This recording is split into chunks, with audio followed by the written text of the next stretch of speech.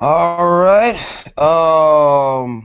Wow. I don't know if I've just been hiding in the cave or if we've all just been really busy adulting in life. But welcome back, everyone, to a new season of Hitting the Hardcourt. I don't know if any of you all remember me.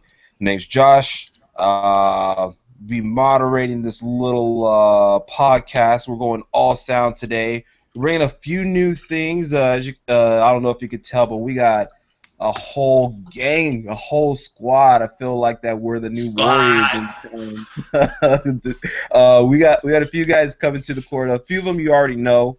You got Mike Cortez, you got Fawn Jap, but also coming to the stage, you got Mickey coming from north of the border, and you got Saw. What's up to everyone?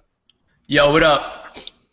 And today we're going to be bringing a few topics. The most recent thing, of course, making me feel like I've been hiding in the cave or that I've just missed out on the best thing in life. The after effects of the NBA Finals and what they've done to free agency. We're talking about the Warriors, how they can just stay winning even though they're losing. Way to the Bulls, Pat Riley head scratcher, and possibly some of the craziest and most on your head moves as far as free agency and all this money that's just coming raking in. Everyone seems like they're winning this season. Not really sure where all the money is going, but I'm just gonna go ahead and start off with fellas. KD to the Warriors. I Head mean, scratcher, head turner, eye opener. What call it whatever you want. I mean, Head turner on an exorcist level. what would you call this? Would you call this one of the best moves that in the modern basketball era, or probably one of the hardest things to fathom, considering the number of years that the KD has given to the Sonics slash OKC. I mean, Fonz, you being the native Warriors fan that everyone knows and loves. Although I still hold it over your head that you voted for the Cavaliers to beat the the Warriors back last year, halfway through the season on Christmas Day. Still holding that over your head, but what do you got to say about that? This power move, KD to the Warriors. I mean, honestly, like it's the greatest off season in human history. But like, it's not only KD though. It's like we got Zaza. He's my new Zaza's the man. yeah, he's my new favorite player. He replaces Festus.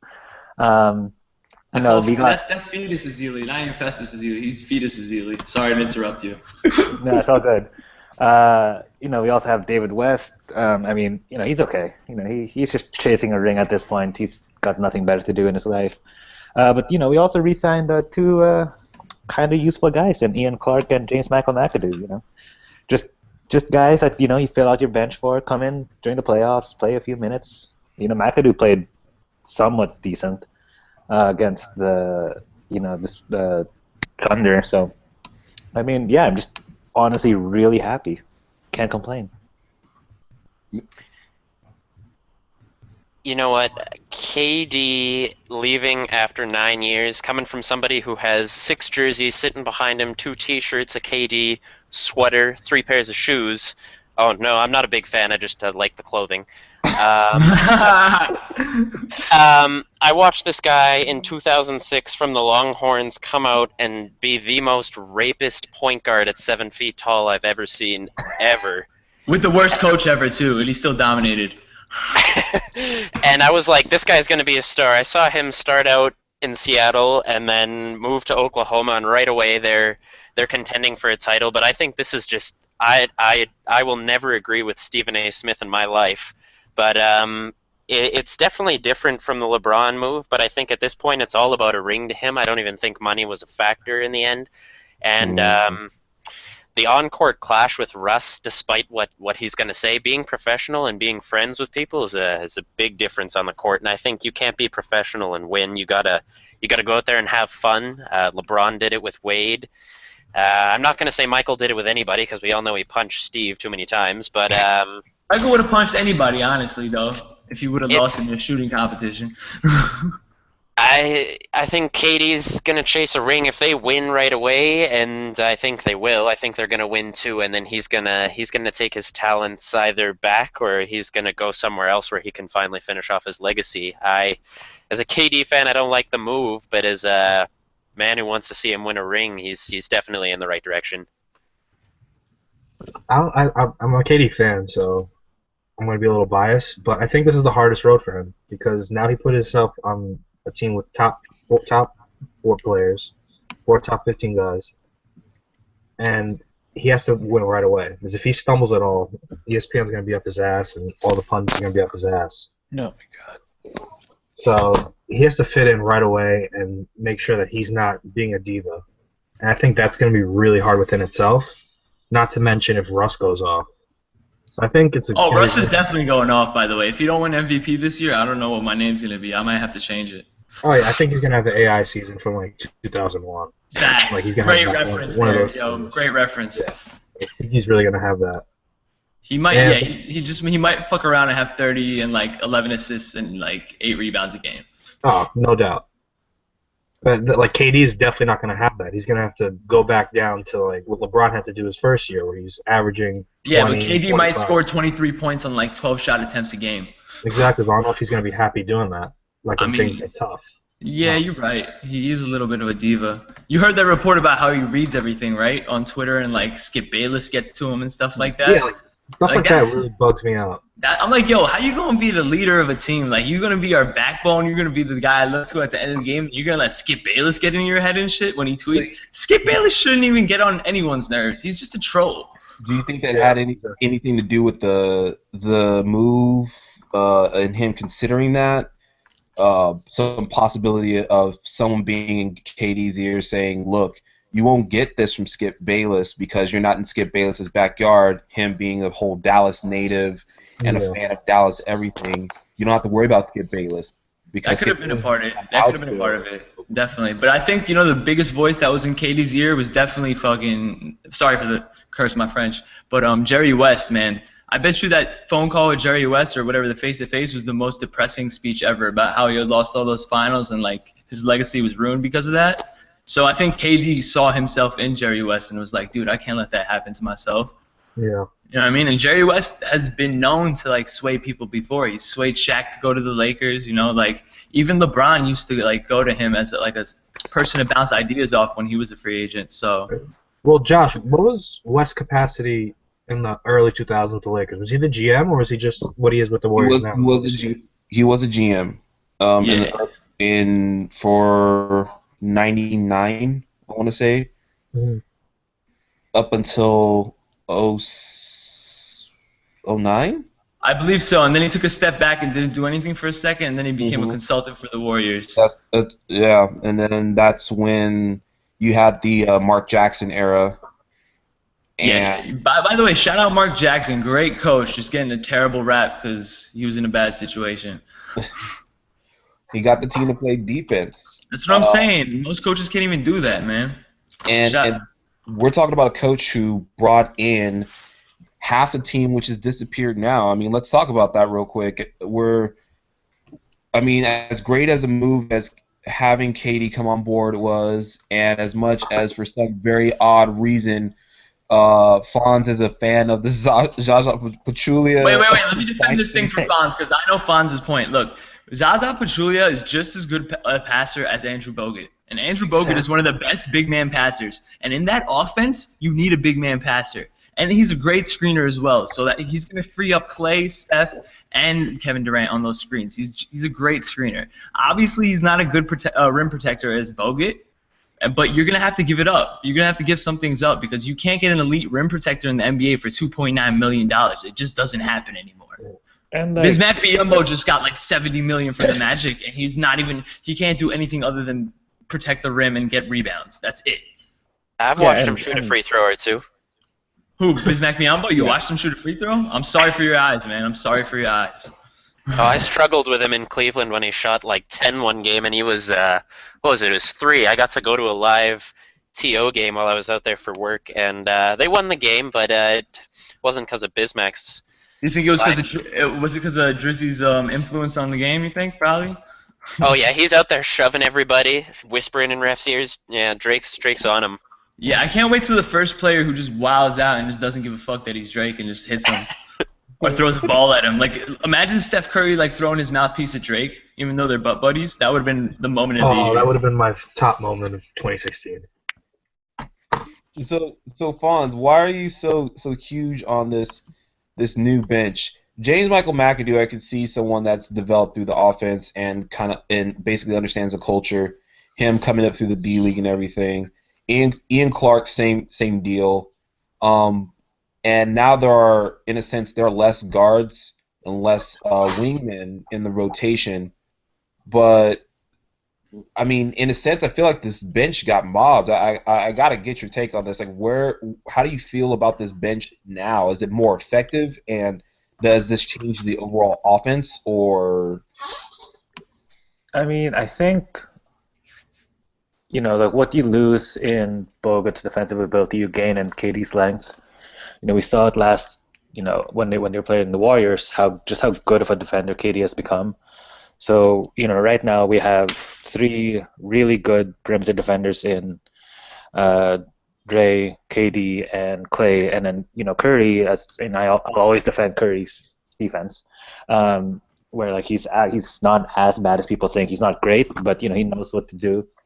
And Zaza is just a smart team defender. Like he won't make mistakes. He'll sacrifice his body for the team. But with the bench, I mean, like we lost a lot of personality. We lost Barbosa, we lost Spates, we lost. Wait, y'all lost Spades? Yeah, we did. Oh my God, I can't even. Yeah. I don't even think y'all is gonna win out without Mo Buckets. Mo Buckets is very vital. Exactly, but I mean, He's got his own wiki page now for what's on his head. I think it's a piece of dirty cotton, but I mean that's. I mean, whatever he wants to do, as long as he hit those mid-range jumpers and those threes, I don't care, man, because that man can ball. I've been watching him since Florida, and obviously he can't play no lick of defense, but Jesus Christ, man, I've never seen a big man with touch like that. He was a good spacer on that bench, for sure. Exactly, but I He's a mean, good we scorer in replaced him general. with West. Yeah, really West shot very well last year from behind Exactly. the arc for the Spurs. But the thing is, I don't like McAdoo at all. I think he's been overrated since North Carolina, and I guess he fits the system, and he's long, and he can play defense, but I think he's a negative on that. No, I think he could be a late bloomer. He has late bloomer potential. Yeah, okay, whatever. These So North Carolina guys. If we're talking about effectiveness of players, and we're talking about James Michael McAdoo, keep in mind that this is a player that had the highest plus minus all season. Oh yeah. Who? James Michael McAdoo? Yes. Yeah. Yeah, but when did he get into the game, and who was on the court with him? Towards the end of the season, he started playing a little more. Yeah. Because they were resting guys here and there. I mean, I can't trust nobody's plus minus when you play on the court with Steph Curry, Klay Thompson, and Draymond. Well, I mean, that's what he's gonna be That on. shit's inflated. I'm sorry. I mean, it is. If I was on the court, I would have a top 15 plus minus, and I haven't played basketball since varsity in high school. What do you guys think of that new death lineup, though? I think putting KD at center would be insane. I think it'd be crazy. I'd love it, dude. It'd be like the Texas days again, dude. Because KD can board up. People don't realize like he can really board up. He's 7 feet tall. It's just the fact that he's away from the rim a lot, and he has that was his original position. If just to bring this back to his Texas days, he came into the league as a power forward. Yeah. Yeah, but he didn't want to be a power forward. That's the reason why he lies and says he's 6'9". Well, the league literally said, like everyone that was drafting him when he and his days at the pro-ams, they were saying that he was too skinny to play power forward.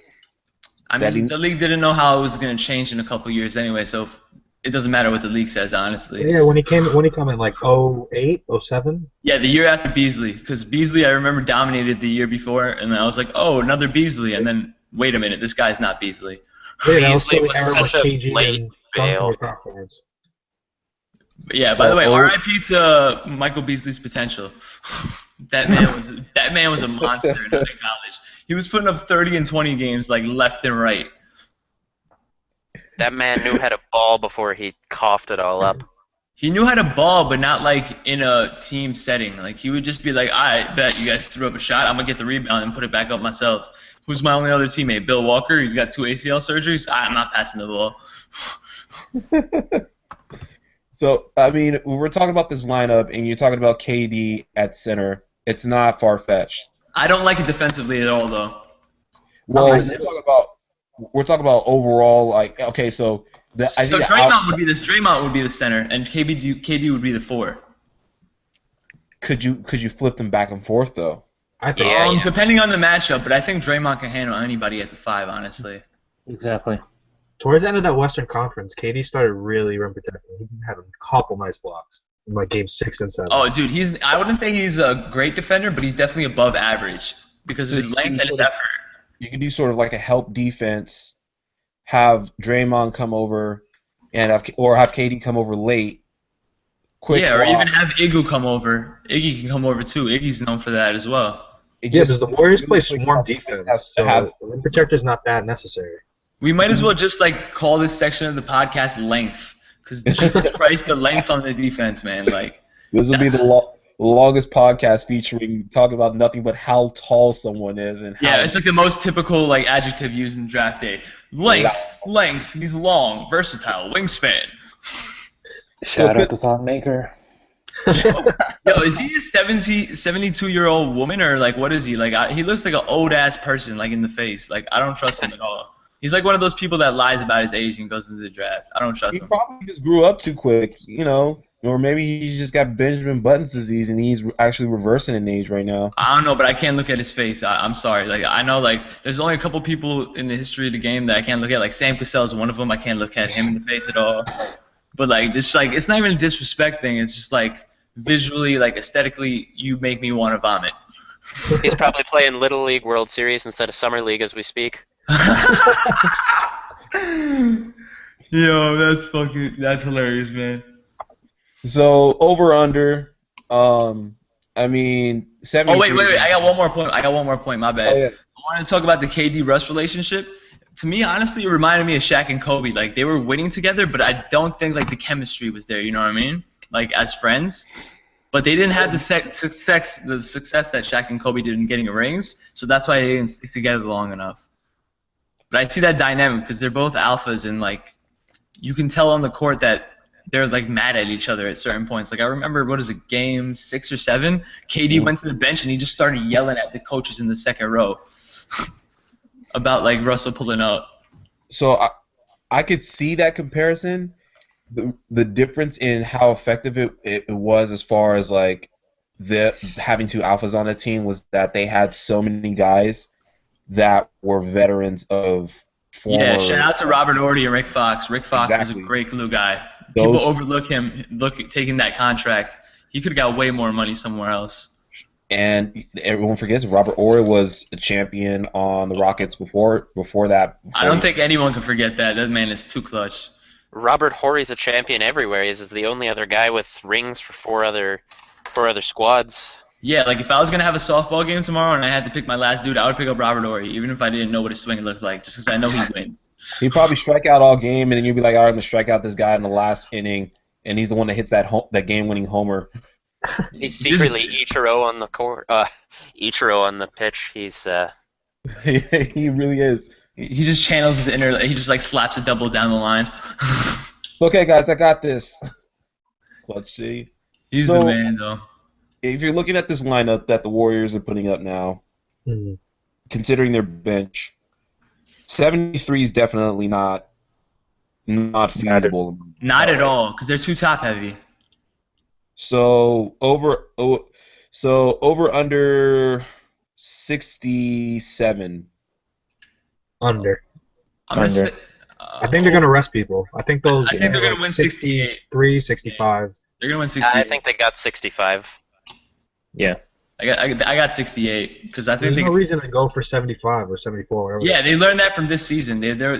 Steve Kerr realized that he burned out his team for no reason. Yeah. Actually, kind of Luke Walton's fault a little bit too, but whatever. Shout out to Luke Walton, that great new coach of the Lakers. Fonz, what do you got? Over under? What did we say? Over under 60? Same as give me 65. 65. Yeah, So it just makes so much sense. We got one over, and basically we're generally saying under, but My over is barely over, just because they're just too talented not to win all those games. it might as well be a push.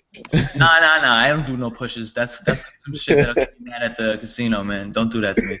It's and I only say I say under, not just because I don't think that last season was so much of a lesson learned, because again 73 is a great feat no matter how you look at it, whether you're really trying for it or it just kind of falls into your lap. It's a great feat no matter what it says, and I think it says a lot more about the talent that the league was trying to put together, and it just didn't come to fruition for one reason or another. And at the same time, it says a lot about how special last season was.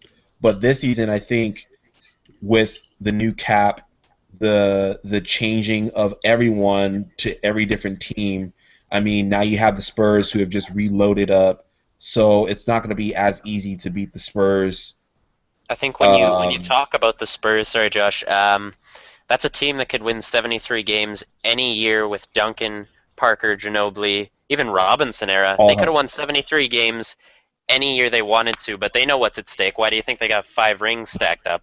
Yeah, who cares about the regular season record, man? The Seattle Mariners have the most wins in MLB history, but that team never won anything in the postseason. It don't matter. It's all about rings at the end of the day. That's why I respect KD's decision, even though on the 4th of July, if he would have asked me in my belligerent, somewhat inebriated state, I might have insulted him and his whole family. But at the end of the day, I do respect it because it's all about rings, man. At the end of the day, when you look back on your career, if you don't got a ring, it's like it'll never be fulfilled. Shout out to Charles Barkley, though, for hating hard. Here's one of the reasons why it's going to be so important as far as this over under is concerned, is because when you see the caliber of like the way that the Warriors got to 73 last season, as it got towards the end of the season, some people were kind of questioning it because they were losing to teams like Boston. Oh, how about the Timberwolves? The Timberwolves, that game, they took them to OT and won it. Wiggins destroyed them. And you're sitting here, and you're like, 73 is great, but do you really need to do that? But the reason why I say that quality of wins is because if you get 68, and we blow just out demolished everybody else at the top of the league, you're awesome. Sounds if you demolish everyone with 68, then yeah. 68, like the wins really matter then in the regular season because they show what type of team you're developing into to go, because you can do that consistently night in, night out for 68 times. I don't know if that matters though, because think about it, like with the Cavs, like how they rested last season, they knew they were the top dog in the East, even though not even in the East, they knew they were one of the top dogs in the league. You don't have to go all out, just get a top 2 seed and rest. Okay, so let me say this. It's not so much the end record, the end result that matters, it's how they got there. And the over-under, I say, is that what type of team do we expect to see to be looking at during the season so that way we know what to expect coming into the playoffs. Oh, you're right. But I'm saying, yeah, you're right. But they have to get at least 1 or 2 seed in the West because if they don't get home court advantage, they're kind of screwed because the West is going to be crazy next year with the bounce backs of all those teams. Yeah. Well, the first 2 weeks is going to be, or like first month, I think, is going to be working out the kinks because subbing on Harrison Barnes for KD, that's a huge presence to feed. Yeah, we totally overlooked that a little bit because like you're putting in a scorer who's been like an alpha dog on his team onto a team with 3 other dudes who can get just as many buckets.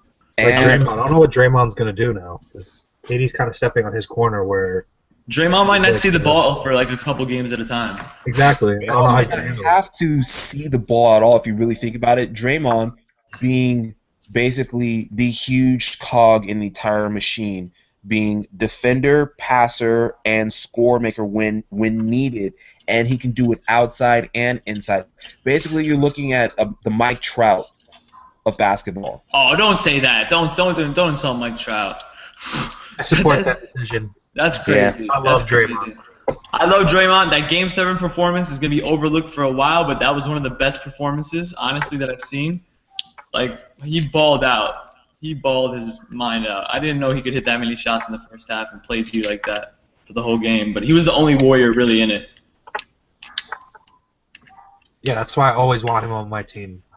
Yeah, that's why I don't get people. I was talking to this dude the other day, and he was like, "Yeah, man, Draymond Green's a product of the system, blah blah. If you put him on the Milwaukee Bucks, they wouldn't be that good." I'm like, "Yo, if you put him on the Milwaukee Bucks, their defense will like shoot up at least 10 spots in the overall rankings, and they'll probably get like at least 10 more wins on the season because he just does everything. It doesn't matter if he has Steph and Clay like opening up lanes for him because he just does the right things on the court. He's like." He's a stat sheet stuffer, but he also does the stuff that you don't get in the stat sheet. You know Well, what I see, mean? that's where I was saying, if like when you add KD, I don't think it necessarily takes. I think it kind of lifts some of the burden off of Green's shoulders, because now you have another defender. You Yeah, have a better defender.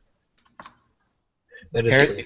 You look I at mean, the but there's defense. still kinks. The defense is going to be easier to adjust, I think, but offensively, there's going to be some kinks. There has to be, because Yeah, of course. I mean, I mean, even in pickup games, you play with 5 guys for like 4 games. You run those 4 games. One dude leaves. You pick up that 5th guy. The offense is going to be kind of slow for a little bit until you pick it back up. You start winning again. yeah, facts. Like I used to ball in Fairview, and like Kyle Anderson came through one time. Shout out to the Spurs, and he had the worst team ever. Like literally they literally just picked him up, and they still couldn't win the first game because like the team was terrible. You couldn't, even if you had a talent like that, you couldn't integrate it. You know what I mean? Yeah. Oh, But shout out to Kyle Anderson, great player, man, representing New Jersey well. So I guess this settles like the next question. I mean, if you were looking across the board, what does this like if you're looking at it overall, who does this affect more going into next season with KD going to the Warriors? Is it KD that's affected himself, Green, Clay, Steph, or Russ? Ooh. Easily Russ. Russ. Easily Can Russ. we all just say Russ? Yeah. Yeah. He gets to Russ. run wild in OKC for the first time ever, where he can just run around and throw shit down all the time. And there's no specter of KD coming back from injury, so he's just gonna go balls to the walls. And now he's got a reason to be angry all the time. But so do you think that this pushes him forward? Yeah. Oh, dude, he's gonna hit Super Saiyan 2. I mean, yeah, Russ might actually explode at some point this year. And I think he doesn't have Not- Serge Ibaka on his team either right now, so he's got nobody to rely on but himself right now. Shout out to Enes Kanter getting buckets, playing no I defense. love Sabonis. I think they're going to be a great defensive team, and Russ is just going to be responsible for all the scoring. Shout out to Kyle Singler. Dude, but yo, shout out to Mitch McGary. If he doesn't get minutes this year, I'm gonna start a protest. Well, he just got suspended for 5 games. Yep. Yeah. Again? Yeah, My man I can't think stay it off the was weed. He can't stay off the weed though. So now that we know who's going to be the most impacted on the West, we're switching gears a little bit. Let's talk about the other big free agent signing this season, which was a little bit more perplexing, and I think, and I'll get to this in a minute, that it was greatly affected by the finals outcome. But Dwayne Wade going back home to Chicago. Can I have a second to say what the hell just happened? Take the words out of my mouth. I woke up to that text and I was like, this is a dream. But yeah, whoever was talking, continue, my bad. I just had to say that. This shit blew my mind. I thought I was in Inception. This team's getting ready to reload. I mean, they added Rondo, and that's the biggest gamble you take at the point guard spot. And this team just wanted to reload day one, and they wanted to be ready to ball one more time. They lost Pau Gasol on the inside. They lost. But they got Robin Lopez. Oh, Robin Lopez. Yep. Sideshow Bob playing D. He's solid, but I don't think he's anything compared to Noah or Pau Gasol. Nah. I really think the Bulls are doing a stealth tanking move here. Because I really think Wade's No, going you to- are the smartest person in this podcast. Sorry to anyone else, but that is a genius idea. You're right. Because this offense is going to be the worst spacing you've ever seen in your life. Rondo and Dwayne Wade at your 1 and 2. Yeah. Neither of them can shoot threes. And Jimmy likes to shoot threes, but he also likes to operate in the paint a lot. So how is Jimmy going to get those paint buckets now with Rondo and Wade shooting everything? Wade had 40% of his shots last year from 3 to 15 feet.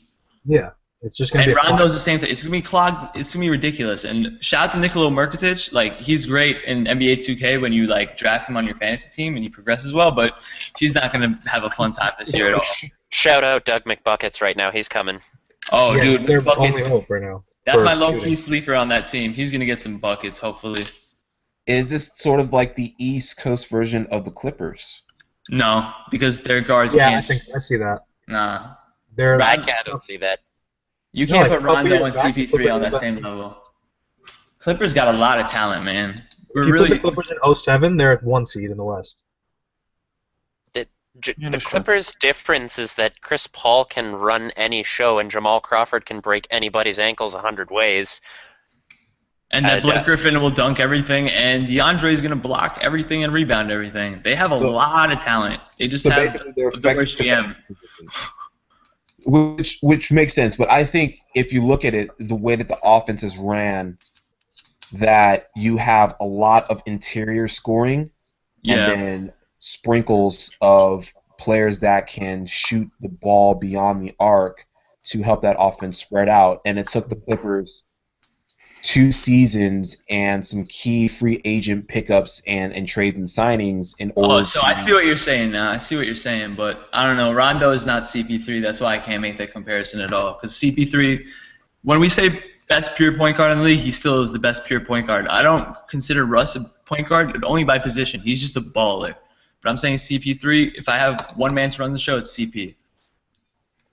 What about Charlotte here and all these under the radar pickups if we're going to speak shifting balanced in the East? I think that. Let's talk about that. I want to compare all like the exodus that is happening in Charlotte right now, and if you I believe that this Wade signing has had a bigger impact on the league than what we expected. I think it's a little overrated at that point because a lot of people have done this to Pat Riley before. Remember Alonzo Mourning left to the Nets. Tim Hardaway left towards the end of his career too. Pat Riley's just the type of dude who doesn't really respect legacy. Like I know he does the great thing for the organization and set them up for championships, but when a superstar gets too old, he doesn't care. He doesn't pay. It's happened time and time again. That's why LeBron Hardaway, left. I mean, LeBron honestly has like a daddy, like he has daddy issues over Pat Riley. Like he probably thinks Pat Riley is his daddy. Because like when I was reading this article about how he tried to bring the whole culture over to Cleveland when he came over from Miami, and it's just like, dude, you really got to get off Pat Riley's nuts a little bit, man. Like I know you like the system. It worked, though. It didn't work the first year at all, man. He Yeah, but alienated. they ended up with a ring. I mean, the second year it worked. It wasn't because of that, though, man. They ended up with the ring because Kyrie was still healthy. That's why. They could have won. The first year they could have won, too, but people weren't healthy. Yeah. That's still Miami blueprint, though. 3 superstars and a bunch of... No, the Miami blueprint is what I mean is their military approach to practice and stuff like that and their team culture. Yeah. And people never being late. Like, you remember that tweet about that LeBron put out about David Blatt being late to a meeting and stuff like that, or practice? And, like, it started waves. And that was literally just the Miami culture, like, flowing over and, like, literally causing David Blatt to pretty much get fired, other than his terrible coaching. But not terrible. Shout out to David Blatt. He's a great coach. He's probably never coming back to the NBA again because he got jobbed, but great coach. Just I wrong think team. if we're giving shout-outs to that Cleveland team, I think JR for president is what we got to be looking at here. Oh, yeah. Shirt on or shirt off? I have the shirt of his tattooed body right now. I have it coming in a couple of days. I'll wear that on one of the podcasts. Okay. I wish it was a turtleneck, though. It's just a normal crew neck because I want that neck tattoo, too, but everything can't be perfect. The reason why I was talking about, I mean, yes, Pat Riley. So we already knocked out the way that Pat Riley is probably on his last legs right now with this organization, which is kind of sad to say because he's coached both 2 great teams. He's helped out in 2 great organizations, and it's just kind of hard to see him go. But considering his mentality, I don't think he's going. Why would he be going? I'd say why not? I mean, you have a player that's dedicated basically all of his playing career and has has been basically forced out due to what you've said, that is complete disrespect for him as a player, like not regarding legacy or giving any type of financial dedication to say, hey, we want you to remain a Heat forever. I mean, I think that type of mentality is what's been affecting the NBA overall. And I just want to ask this question: are we ever going to see a player at all? Just, it doesn't have to be a superstar, but a player stick to one team for their entire career? And I'm not saying like, a few years in the NBA and then done. I'm saying a good 10, 12-year career like Tim Duncan or Kobe Bryant. Yeah, Joel Embiid. Joel Embiid. No, I'm kidding. I think Tim I Duncan don't was think the so. last good example. Who? Yeah, Tim Duncan was the last of like the guard. Well, Dirk is still around, guys. Yeah, Yeah. true. Shout out. He's about to hit 20 years in the league, man. Dirk Oh, took 20 million 2 years ago when he could have got max anywhere else, but he decided to stay in Dallas. Yeah, I think didn't he it's take just 'cause- 20 million for 3 years too? It wasn't even like for 1 Yeah, it was year. like it was 6 million a year, and I think it's just because He wanted to win. he wanted to party with Mark Cuban, but No, the thing was that he wanted to have a team that could contend in his twilight years of his career. The thing is, Mark Cuban swung for the fences every free agency like he does, but he didn't make contact. He got singles and doubles instead of triples and homers. You know what I mean? yeah. But you can't be. I don't get why people don't want to play for the Dallas Mavericks. Mark Cuban is one of the greatest owners in sports. He cares. He'll spend. Like, I don't get it. Like, Cortez, you know this. I've seen you tweet this. Like, yo, like, Cuban is the man. Yeah, it's baffling to say the least. It's like, So- it's like, dude, like, why would you want to go play for James Dolan when you could play for a dude who actually knows the Hey, game? hey. Sorry. I mean, I love Madison Square Garden though. Great place to see shows and stuff like that, you know. But No, I get what you're saying. All right, so if you're looking at it, so every player that you guys have talked about has an organizational head where essentially either the GM or some sort of coach or some semblance of the culture Mhm. has basically been put in place to where the player wants to come back. I mean, Fonz, let me ask you, do you see Steph Curry remaining a Golden State Warrior for the entirety of his career? Probably, unless like Joel Lacob tries to go like all weird future, like years ahead bullshit, and just like, screws the team over. yeah, I mean, no, there's signs of that. There's signs of that right now. Like he's getting a exactly. little So too confident. that's what I'm worried about. But yeah, I think he's gonna stay. You know, we're gonna have the new stadium in San Francisco in at least within the next 10 years, probably the next 5 maybe. Mm-hmm. So he'll have a whole new area to explore and dominate. We love our the Bay Area. You know, we have guys like Buster Posey, Madison Bumgarner, who are gonna stay forever, I assume. Yeah. Nobody on the 49ers right now, but yeah. So yeah, I think he's gonna stay. You know, people love him here. It's a good market. You know, I don't think he really has any reason to leave unless like Lacob just like completely guts the team for some reason and just like I mean, I just could see- ruins everything. I can see a lot of Carolina love. Yeah, I guess. Like, Yeah. but that would be like I mean, Yeah, the but trend right now. I don't believe that narrative at all. Going home to Carolina, that's ridiculous. That's like KD going to Washington Wizards. Like, why would he do that? It was, but it was part of the narrative coming up to this free agency season, saying, you know what, if players were to go home, like LeBron James would go home.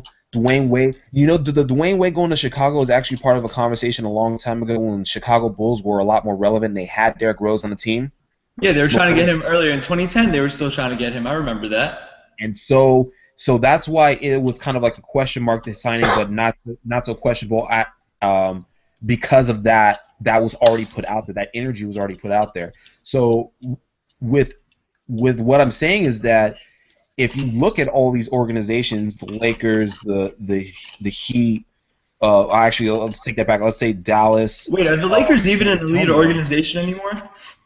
Do we even consider them Boss elite? is running it. It Yeah, depends once- on Genie. She doesn't run it yet. Jim put on that fake deadline for himself to make the playoffs, but hopefully he doesn't make that so Genie can take over. But What deadline is that? I'm saying, like, what It's a couple these years. organizations their players though. I mean, do you actually see any other players saying, you know what, ring or no ring, I love this organization, I'm staying here? Nah, can see unless talent. they change the college rules and they make it 2 or 3 years that where you stay, because I feel like that really developed players better, like mentally maturity wise. But Towns maybe, like you're right, maybe.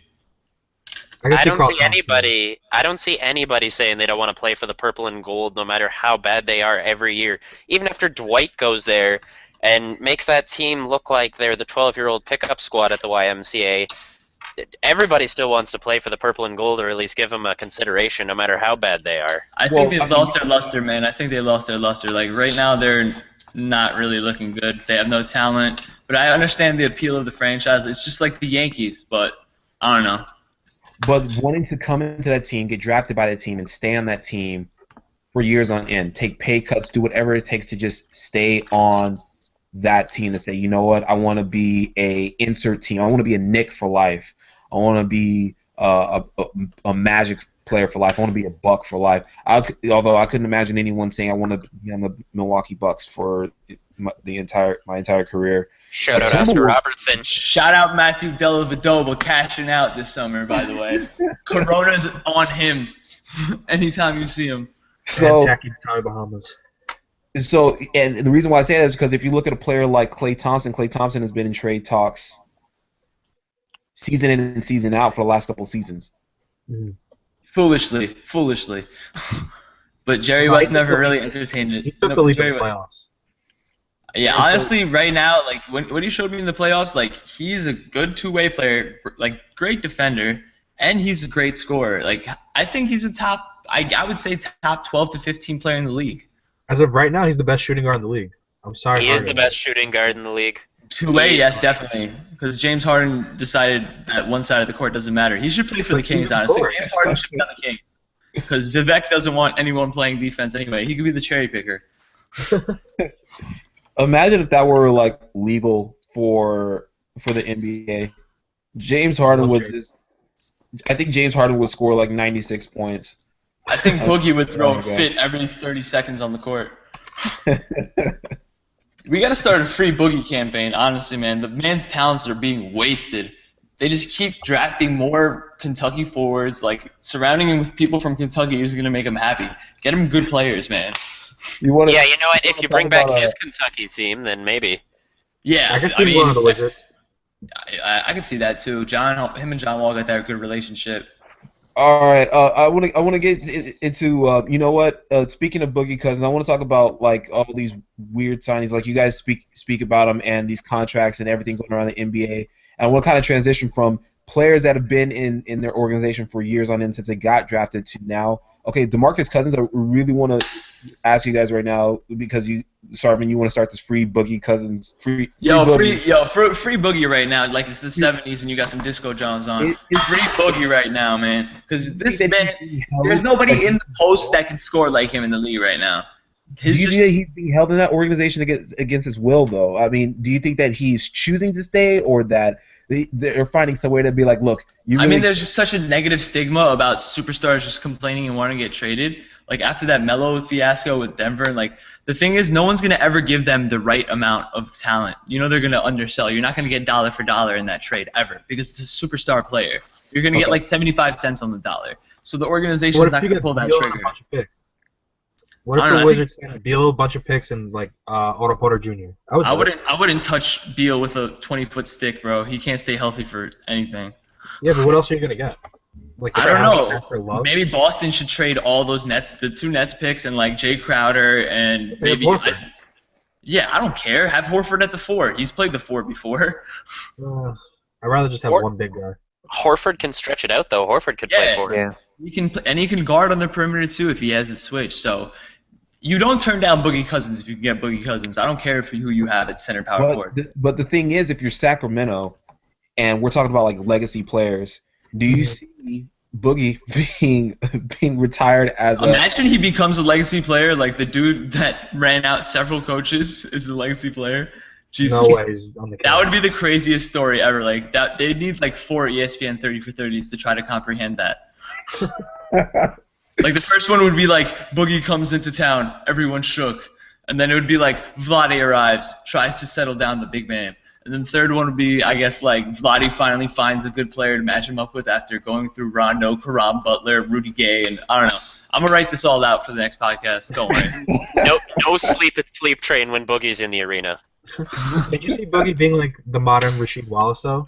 Like having a shitty ass time in his first team. Like getting traded to like a really good situation. Oh, I could see that, but I don't want him to be that old when he gets to a good situation. Well, not that old, but like that kind of trajectory where. Yeah, I know, but he's gonna have to be old for him to get traded. And this is what I'm talking about. is that I don't.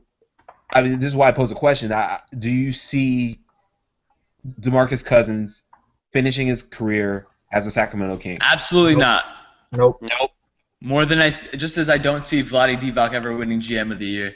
Oh, he's terrible. Yo, mad love for the man's game and his hustle, but Jesus Christ, like he can't even speak English. How is this your GM? Like he's got no prior front office experience. Like Vivek is just hiring people out of like he's literally putting former players' names in a hat and pulling them out. And Vlade's asking his biggest daughter. accomplishment was saying yes to the Kobe trade. That was his biggest accomplishment. Facts. That's his biggest impact on the league. So now that we've kind of settled into the fact that there's probably not going to be a player that's.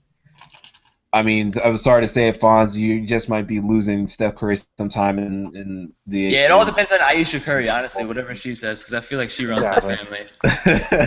No, Man, the it's league's all right. rigged. League's rigged. He knows where he's going in a few years. The league's got it all mapped out. So now that we know that no player is safe and no loyalty is ever really weighed against the amount of money that you can throw at them. Let's talk about some contracts real quick, some head scratchers. And I want to talk about my team starting off. Actually, let's go ahead and just go down a list of some really big contracts. And we talk about Mozgov to the Lakers, Conley re-upping with the Grizzlies, and Whiteside re-upping with Miami. Out of all three of those, what do you think is the most questionable? What do you think is the best free agent signing / re-up, and what do you think is the worst? I want to start with you, Mike. Worst for me is definitely Conley. 30 mil for him? Come on. And, I'm not a best. fan of it. I mean, I like Conley too, but 30 mil is just ridiculous. In terms of best, you meaning big signings for the best? Yo, point guards are like red bones. They're high at a premium price. You know what I mean? Yeah, but at the same like time, they light-skinned could also chicks. find. They could easily get Ish Smith or something for like. Yeah, because 5 Ish mil. Smith is the same as Mike Conley, and you can contend with Ish Smith and Marc Gasol, right? Let's get out Well, of I here mean, with are that the Grizzlies nonsense going to talk. contend? With I mean, Mike the Conley, the Grizzlies are still the same. Grizzlies with Mike Conley and Chandler Parsons, if he's healthy, will be at least a 6 or 5 seed in the West. And then still get eliminated by the Thunder or Warriors. Okay, well, I didn't say they were going to win the chip, bro, but making the playoffs in the West is an achievement in itself, especially with Anthony Davis about to make his rise next year. That's a freaking hawk. Jesus Christ, that man's going to get unleashed. But in terms of best signings, Josh, Yeah. I guess I would go with Durant, honestly. Because now the Warriors are the best team in the league by far now. They answer that question of, are they better than the Cavs already? On paper, at least. Because I'm not a fan of the Whiteside, and I'm definitely not a fan of the Joakim Noah deal with the Knicks. I think they overpaid a little bit. Yo, but did you hear about him and Melo in the gym yesterday? I heard Yeah, I saw the video. I mean, he's they good. both look good. They both look good, and honestly, they look in shape. So if he I has, think they're bidding against themselves. They could have easily got Noah for $20 million less. I think the years is the problem. Honestly, the amount of years they sign him, Yeah, not like the that's money. it. The money's fine. Like if you would have got him for 2 or 3 years and paid him like crazy money, cool. But the contract length really bothers me. Yeah, like Brandon Jennings was a perfect signing to me. 1 year, $5 million. If he's I good, love that. It's like a hedge bet on Derrick Rose. It's like a hedge bet on Derrick Rose. It's like whichever one of you guys plays better, we're gonna re-sign next year. The other guy, have fun going to the Kings. Yeah. Bonds, I want to get your take on this. Best, worst out of this whole season. Out of this whole offseason, I'd say, I kind of agree with Mike. The whole Mike Conley thing is a little much. I mean, I see why they did it, because he's a great player. But yeah, it's a little much for a guy who is maybe on the lower half of the top 10 point guard. Maybe I'm not completely sure about that. But the best, I mean, I kind of want to say Matt Barnes to Sacramento just because it makes the team a lot more fun. But put more goons on the squad. Exactly. But my sleeper pick, which I think is a lot of people's sleeper pick, is Al Jefferson to Indiana. Oh, Yeah. dude, I love Indiana's moves this offseason. Exactly. Indiana, low-key, has one of the best off seasons this year. You get Probably. Al Jefferson. Who else did they get? Jeff Teague. Yeah, they got Jeff Teague, the point guard they've wanted for so long. Now Thaddeus Young from your Nets. they got Thaddeus. Oh, don't talk about Thaddeus. What a great trade by the Nets. What a first-class organization. I mean, they had to do it, man. We needed a first-round pick. I literally was not going to even watch the draft until that trade happened, and then I threw on the jersey real quick when the trade happened. I was so depressed that day. It kind of picked me up. But then again, we go and draft what's his name, so it really didn't change much. Well, Fonz, what do you think Jefferson's going to do with the Pacers? You think He's he's gonna going to come- actually Yeah, I have a great end? He's going to be a reliable scorer off the bench. You know, the biggest problem with the Pacers for the past few years has been scoring. Fact. Yeah, so, you know, and he'll teach Miles Turner. You know, that's one of the most important things that they can do both now and for the future is Yeah, have Miles Turner is going to be a problem, man. Exactly. That kid is mobile and he can shoot. But the thing is, Yeah. the clash of the styles with Al Jefferson being a post-up, slow down the offense, and how they're trying to change their whole culture into a speed team, you know? And they got to move Monte. If they move Monte for something decent this offseason, I'm going to say they won the offseason, even though they didn't make a crazy move. Yeah, I agree with that. Move Monte. I think he won't operate He's well. with redundant. scoring He's to- redundant. He's really redundant on that team, and why would you take the ball out of the hands of Jeff Teague and Paul George? Just being honest. Yeah. I heard rumors about a Rudy Gay trade for Monte, but I don't know if I like I that. don't know if that's- But that length would be ridiculous. Think about that. But I mean, I just want Monte to be on the Kings also. Oh, he would be a So- perfect Kings player, dude. Oh my Right? God, Oh my you are God, that on would the make me money so with happy. that, dude. Matt wanna talk Barnes, about Boogie, and Monte. Oof, oof, oof. That's like the all alleyway team, dude. You would not want to catch them in the alley. They would Head just scratcher. I don't mess. think they have waiters. And how did nobody say anything about the Mozgov signing? How is that not the worst signing, by the way? All you guys that just went before me. Actually, Josh, you want to take this one? so yeah, so I got a list of head scratchers so far this offseason. Conley, re-upping with Grizzlies. Whiteside, Miami. Jeremy Lin to New Jersey.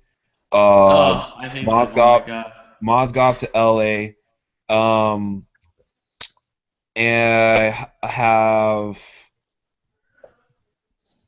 I had two more. I'm trying to Was think of them off. Mahimi one of them? Mahimi wasn't one of Jesus Christ, Um, Giannis getting that contract, by the way. Bradley Beal. Bradley Beal. and That's and another bad one. Bismack Yeah. Biyombo. Bradley Beal was on the radar, but he wasn't one that made the list. Um, Biyombo didn't make the list with all those power forwards on the Magic. Here's the other one. Everyone that didn't come back to Charlotte. That's how I phrase it. Everyone that didn't come back to Charlotte. Good point, though, because they had something good going there, man. I love the So- Cornelius signing by the Knicks. If I we're don't. going back on this list here, everyone that didn't sign to Charlotte because Charlotte had this mass exodus for a team that had a magical offseason and really didn't have a game plan going into it and ended up making the playoffs. You would think that more players would want to try that again and And have their coach is great, man. Steve Clifford is a great coach. and Defense- what ended up happening is that they Start lost from some role players. I mean, yeah, Jeremy Lin isn't that great, but he was a very good role player, and I think that he possibly wanted to be in a bigger market or possibly back in the East Coast, for whichever reason. Glad he's back in New Jersey. He found a home. I'm not. Um, And it's Brooklyn, by the way. It's not New Jersey. It's the Brooklyn Nets. Don't put New Jersey. yeah, I'm thinking about the past. They've been transplanted. And the reason why Whiteside is questionable for me is not because of the fact that he re-upped with Miami. It was because of the money. Yeah, he played very well, but a lot of players have played well in their contract season and then gotten a lot of money for it, and that basically screwed over. It had a domino effect on everything else. I want to point out one thing about Whiteside. Think about this Yeah. for the Miami Heat. 3 years ago, the face of the franchise was Dwayne Wade and LeBron James. 3 years ago, Whiteside was playing in Lebanon. So from LeBron to Mr. I used to play in Lebanon. Think about that. It's true. Crazier things have happened. Going to the other side, Conley to the Grizzlies. Conley to the Grizzlies, not because of the fact that they re-upped Conley, because Conley, in a sense, is a much truer point guard, and the one thing that the Grizzlies have always had to rotate due to injury was at the guard position.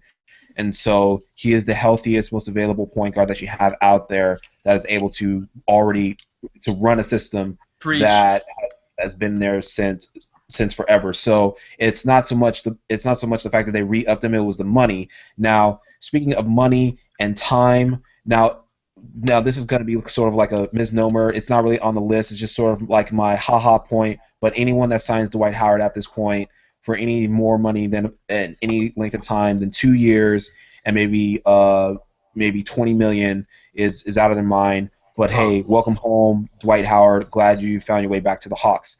And last but not least, my favorite, my team is, as everyone knows, Los Angeles Lakers signing Mozgov. The money doesn't bother me one bit. Because before we got on the show, we were talking about the fact that the Lakers have new cap Kobe money. I mean, you had Kobe money to start out with, and that's saying a lot. I mean, yeah, LeBron just signed with $1 billion contract with Nike, big whoop. But you have Kobe money to spend as a team in one of the top markets in the NBA. That's basically saying, hey, you just won 10 lottos and you have never had money in your life. It's a little bit like, you know what, you kind of have that right to just go buy 10 Ferraris right now and go crash them just to see how far they fly. You have that right. It's not the money that bothers me, it's the time. Because you're talking about a player that has had some injuries as of late. And how old is he again, by the way? How old is Mozgov? Mozgov is like 30, right? No, he's young. Nah, dude, he's definitely got. I'm gonna look this up right now. I'm sorry. Wait, Josh, did you just compare Mozgov to Ferrari?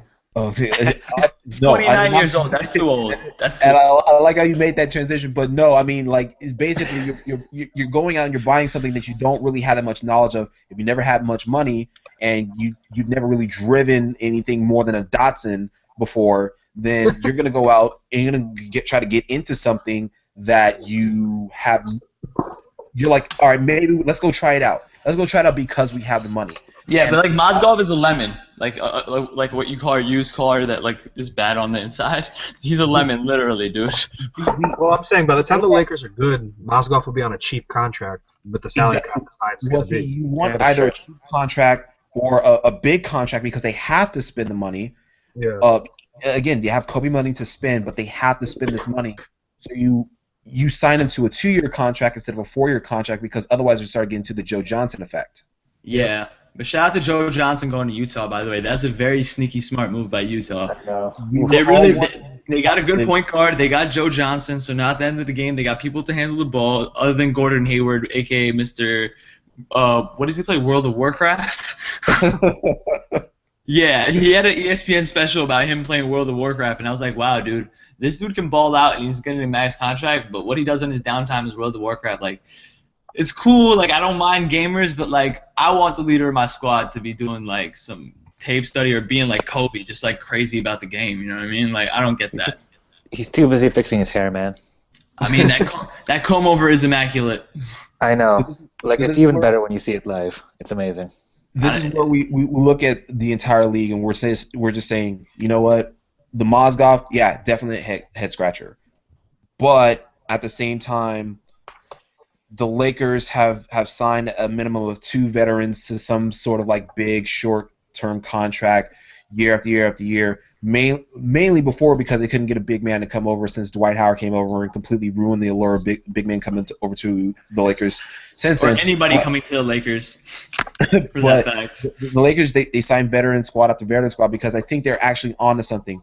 You sign veterans to try to develop your young talent and let your re-up your young talent. And when I say best signings, the Lakers re-upping their trio of Russell, of Clarkson, and Randall is probably one of the best things that they've done for their organization and for basketball as a whole, is just show that, hey, we're going to continue investing in this idea right here, and it's basically what the Indiana Pacers did for a while with Paul George and crew when they were making the playoffs year in and year out. They were like the going 1-2 punch with like Miami or whoever LeBron James was. I see that comparison, but that Paul George drafting was just a great pick. He's just a great pick. Like, what do you get, taken 12? Yeah. Something like you don't get a superstar at 12, dude. That's like that's a home run pick. The Lakers don't draft like that, dude. The Lakers don't draft like that. Jordan Clarkson, I guess. Ingram, I love his attitude. Like, the second he walked in, they told him that he had Kobe's locker. He's like, yeah, I got Kobe's locker. I got some shit to fill in, but I'm going to get buckets. And they asked him, he's like, oh, how's he gonna be adjusting to the league? He's like, I know I'm gonna score no matter what. I always score. You saw me in college. I had to adjust the first couple games, but I got my buckets. So I love that attitude. He's not like overconfident, but you could see like he's got the killer mentality a little bit still. But again, I mean, when you talk about everyone that's being added around him and around this core, when you talk about the Mozgov signing, it's a question only because of the years.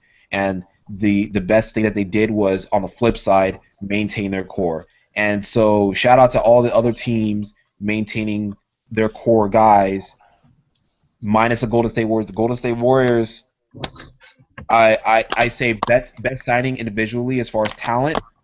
I would still take. I'm sorry, but I still would take. I would take consistency over money, and the reason why I say that, you have a guy that used to play for Greg Popovich, that's coaching this team, Steve Kerr. You have a guy that ran a great organization and used to bring teams in Jerry West. You have two great heads together that know about consistency. Why would you break up a good thing like that? I mean, how could you not convince a team to say, yeah, we're bringing on a star, but we can still maintain this core if everyone just takes a little bit less? Okay, yeah, get rid of Harrison let me make a hip-hop comparison here, right? Like, let's say the Wu-Tang Clan was still in their prime, right? You got the RZA, GZA, Oh Dirty Bastard. You know the whole list, right? Let's say they got a crazy, like, weird. Let's say labels were allowed to make trades, and they were like, okay, you could trade You God, you could trade who else would they be able to trade? Maybe Ghostface Killah, who's also a very dope MC, and let's say Inspector Deck, right? And you could add Redman instead of those three guys. See, I mean, Redman is disgusting. If anybody who doesn't respect Redman, you're out of your mind. Or let's say somebody.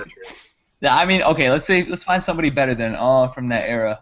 Let's say you could add Nas to the Wu-Tang for those three dudes. Would you not do it? Okay, you lose a bit of your bench, right? But then you add Nas. KD is a Nas level type player. But they didn't just lose a bit. Here's the thing. Yeah, I know they lost like. All right, so let's say we trade 4 out of the 9 members for Nas. I'd still do it. Because think about it, top heaviness, it does matter, and I know if they get hit with one injury, it's going to kind of ruin the team. But you got to swing for the fences when you can put together a Showtime's Lakers type team. Yeah, but then Brooklyn showed us that you can't do that. Well, let's think about this. Top-heavy talent going nowhere. Well, let's think about this. Brooklyn traded for Kevin Garnett over the hill already. Paul Pierce over the hill already. Darren Williams was gonna break down eventually anyway. I hated how it happened. I don't even want to talk about Darren Williams anymore. Let's drop that real quick. And literally, they mortgaged their future for players that were past their prime, dude. That's not the same thing at all. Like, I know Kevin Durant was still decent Kevin Garnett was still decent that first year, and I know Paul Pierce is still hitting playoff game winners to this day, but those guys were not in their prime. And the Joe Johnson trade was a ridiculous trade too. He wasn't that great. Yeah, Darren Williams not panning out was a huge part of it, but those guys being too old and Joe Johnson not being the player his contract demands is the reason why that didn't work out. Yeah. And plus, the way the Warriors put their team together isn't the way the Nets put their team together. The Nets put their team together by throwing away all their assets for Darren Williams, then making the trade again for their future assets for the Boston guys. We're still paying for that the next 2 years. So, like, you can't compare these two situations. Like, that's literally like the Hindenburg. What the Nets did was the Hindenburg. I don't think you can leave out cores without talking about the big man that everybody has, which is DeRozan. Yeah, and what about DeRozan? That's everybody. That's the East balance of power right there. The fact that Toronto re-signed him, I think it was a garbage signing, but I should have let him go to the Lakers. Yeah, they should have. Honestly, it would have been better for his career. We didn't want him. Lakers did not want him, and I think that it was like I think that he would have cost too much as far as what the team was building. You're right, because D'Angelo wouldn't have developed, and I don't know if he still will anyway. Because honestly, this whole scandal with Nick Young is ruined. Well, he's off the hook now because Nick Young screwed up himself. So but you already knew that Nick Young was gonna screw it up, but you didn't have to do that video thing, man. I feel like if it was Kobe or somebody of more value. Kobe would have drop kicked D'Angelo Russell if he did that. Honestly, it honestly would have been done, and you would have never heard from D'Angelo Russell again. Which is totally fine. He would have been traded to Siberia real quick. But honestly, it happened to Nick Young, and we all knew, at least anyone that closely follows the Lakers, knew that Nick Young was. We were just kind of waiting to get rid of him. We just didn't know when. Yeah, you just couldn't find the right dumping spot. You're just sitting there driving around like, nah. Yeah, and you're checking if cops are there because illegal dumping's illegal. You don't want to get pulled over and arrested for dumping. So you're trying to find some little shack or something, like just throw them away and like nobody knows and you out. Oh. Well, what a character though. Will we ever see another character like Nick Young? A man who wore the Kanye West, the Yeezy 720s in a game, a shoe that is not even close to basketball ready. Lance Stevenson. Yeah, Lance, Dion Waiters. Those guys are like I would say fuckboys. They're not even like entertaining. You know what I mean? Those guys are just like those guys that are on your team that like they play because they're talented, but like you hate their attitude and you hate the way they are just because they're annoying pests. You know what I mean? Yeah. They're not like Nick Young was genuinely entertaining, even though he was like when he would miss threes and still celebrate before knowing if they went in or not. Like that's classic. Well, I still say overall that those that are trying to maintain some of their players, and of course, Mick, the thing that you said about DeRozan re-upping with Toronto, I think that was just more of a culture thing that with all the talk of him, being from LA and everything, it just wasn't going to happen. I just want to kind of round out with this. I want to get you guys final words on just a couple things about your team and where they sit at right now, and do you think that free agency helped them, hurt them, or they're kind of still on pace of whatever direction that they were going on? Let's start. We'll start with you. We'll start with you. Man, I kind of wanted to go last because I gotta gather all my emotions right now, but I'll do this first. Don't worry. Right now, this offseason was like a necessary step. We took another couple of L's, obviously, that is young trade and whatever. But I really like what Sean Marks is doing with going after restricted free agents from people's benches. Like I know Tyler Johnson probably not worth $50 million. I know Alan Crabb isn't worth $70 million, but we got to spend the money anyway. So this is a good way to get young players because there's no other way we're going to get them. We're not going to get them through the draft, and we're not going to get top-tier free agents. But I don't know. This whole Lin thing, I don't want to see Lin, Brook Lopez pick and rolls all year long, dude. I don't know. I might have to take a sabbatical from watching the Nets and like be a fake. Nah, I can't even be a fake Knicks fan. That'd be terrible. That's flip-flopping to the worst degree. But honestly, all I want to say is, if you're not ready for heartbreak and if you're not ready to be like crying over terrible trades, don't be a Nets fan. Like, just keep your kids away from them. Like, don't let them ever have any gear or anything like that. Like, if you're an uncle who buys his nephew a Nets jersey, you're just the worst uncle ever. What about you, Mike? What do you gotta say? Well, man, I gotta cry right now. Definitely better than the Nets to start out. No, I really like what they did because 2017 is the real jackpot to me. And this is gonna sound real conspiracy theorist-esque, but they kept the cap open to have that super team of LeBron, Wade, Paul, and Melo.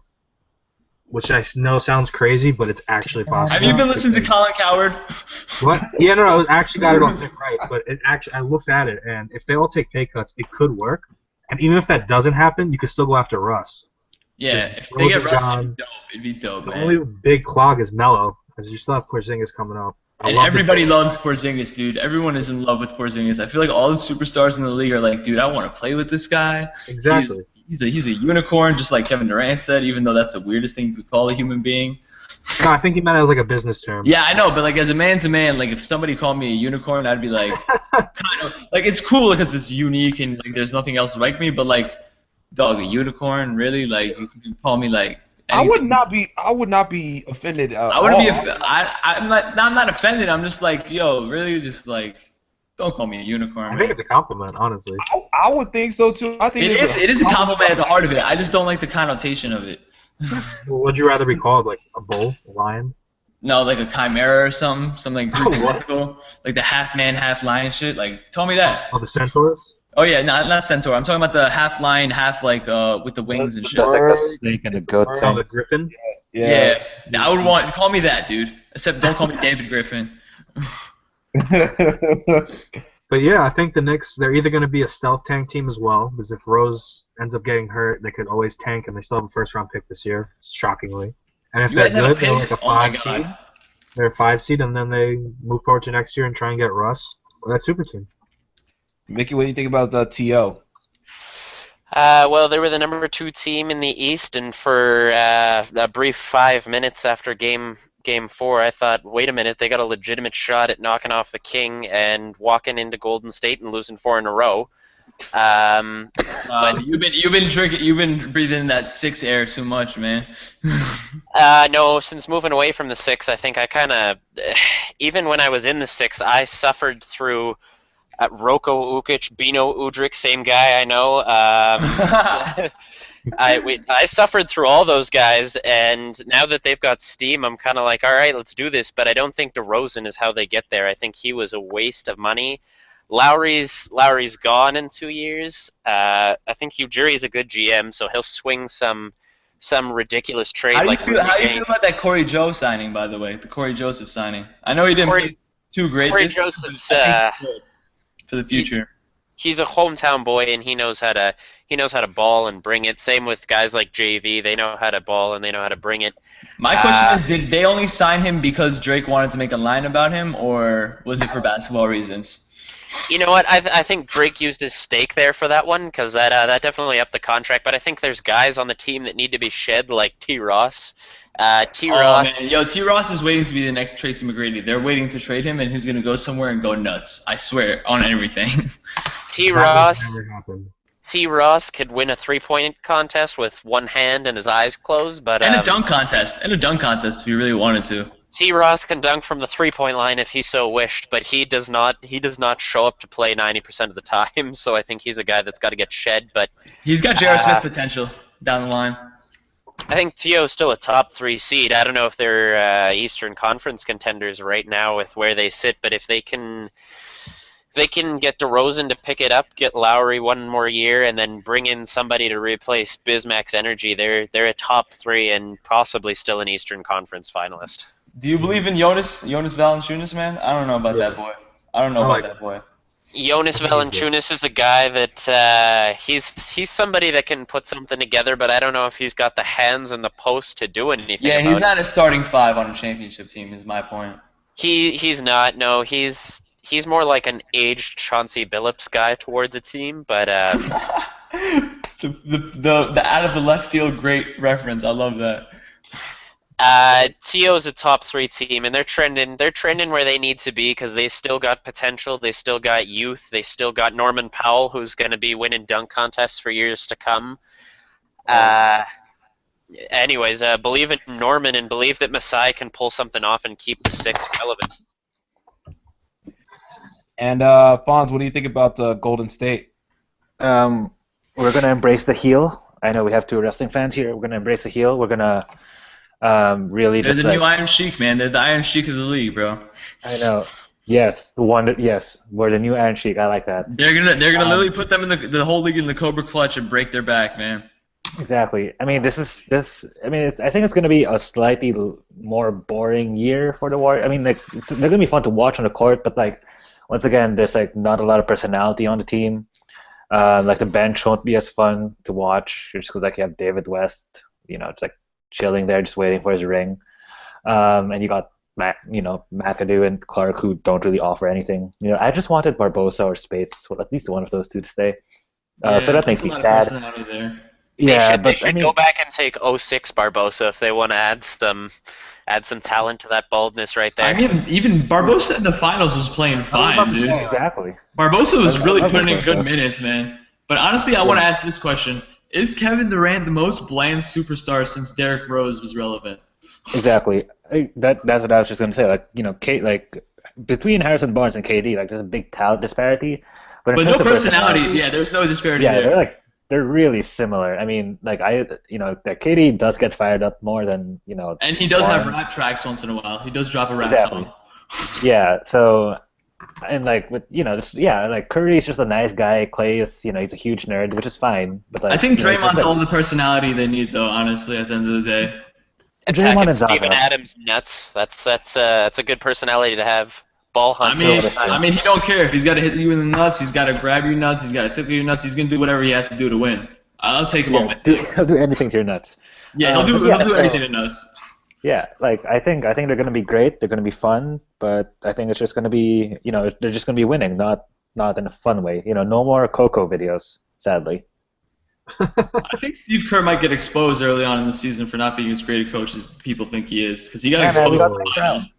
He got We're exposed good. We in got the knocked down. finals. He definitely got exposed in the finals. Like, why are you playing That fair? one bad game. Who, I think Steve Game Kerr? 7 was his worst. That was it. Yeah, I mean, but that's the biggest game. That kind of could change. What was the temperature in San Francisco? Like, were they blaming Kerr? Were they blaming Curry? Oh, for the finals loss? Yeah, for the I think finals people were just like, I don't think there's a lot of blaming. I think people were just like stunned and depressed. They were just like, we just got LeBron. We are all witnesses, like that old Nike campaign. Yeah, no, because it was back to back. Like the Sharks lost and then the Warriors lost. So like, there Yeah, really but the just wasn't Sharks a lot of got hope. blown out, though. The Sharks Yeah, was they did. getting close. The Sharks, I know. like, I barely follow hockey because just like the Nets, the Devils have been terrible for a while, but we made a great trade this offseason, so watch out for us. We coming for everybody. We coming, boy. But the Sharks got blown out. Sorry, but shout out to Joe Thornton. Great professional, Oh yeah, but great guy. he's not Great going to guy. get a ship because Yeah. this was not the year.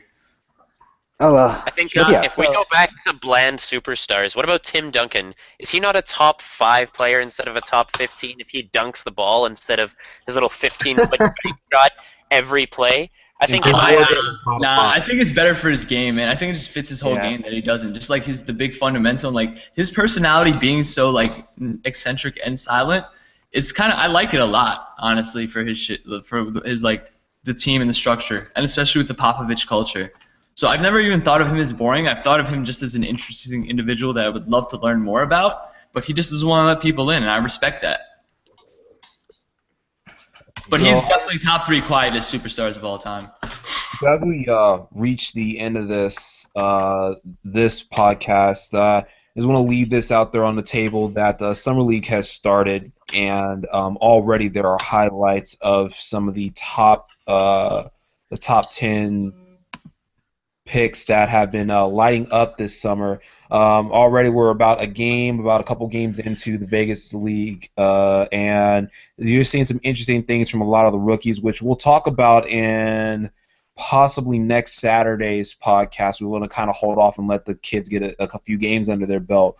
But I want to thank everyone for coming out to be a part of this initial broadcast, and we'll be coming back to you again actually on Tuesday of next week. There'll probably be a lot less of us, but you'll definitely... Oh, wait, we getting voted off like Survivor? What's going on, man? Yeah, well, a few of us got some adulting to do in the world, but... yeah. I mean, I adult and multitask, but I get you.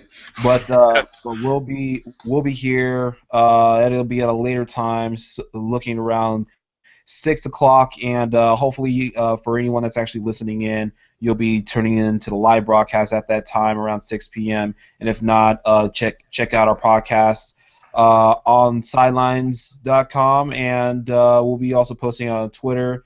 You can follow me on Twitter at 4F Apollo. Fonz, what's your Twitter handle? It's just at Fonz, yeah. But I mean, I'm not really that active. I just mostly use it to keep up with the. Oh, you got to get on your Twitter game, dog. Yeah, probably should. What Much up? more active on Slack. And Sarvin, where can we find you at? You can find me at The Real Samo. That's my rapper account. I'm sorry. I'm a rapper on the low. And first song's actually, the first Lucy's dropping on Tuesday. It's going to be a Lucy every Tuesday until the project drops in late August. Sorry to plug myself, but thank you for having me on the podcast, and I think we're going to have a great thing going. And shout out to all the people that listen live. And when does this go up on the website, by the way? Yeah. When does this podcast go up? Yeah, Online? we're gonna have this going up sometime today. Around hopefully once we get all the editing and get all the kinks out. And Mickey, Mike, real quick, where can we find you guys at? At Cortez Era. On Twitter, Mike? Yep. Yeah, okay, Yeah, I'm Mike random. follow me. I'm at random tweeter66 on Twitter if you need me. All right, And again, I'm Josh. Thanks everyone for joining us today on first episode of new season of Hitting the Hardcourt. We're going to be hitting it a lot harder this season and bringing you some new juicy content. Hopefully, you can tune in with us every day, every Tuesday, and every Saturday, going on for the rest of the new NBA season.